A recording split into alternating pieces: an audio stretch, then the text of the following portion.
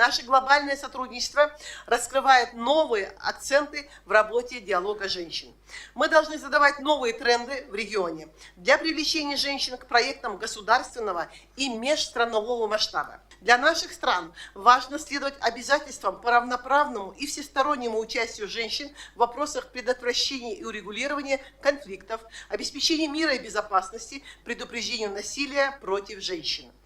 В числе новых шагов для Казахстана это внедрение гендерно-чувствительного подхода в сферу безопасности и обороны. Они включают в себя подготовку военных советниц по гендерным вопросам и защите гражданских лиц на базе Центра миротворческой подготовки и продвижение женщин на руководящие должности правоохранительных органов, военных и силовых ведомствах. Сегодня я приглашаю всех участников форума к сотрудничеству, обмену идеями, ресурсами и передовым опытом.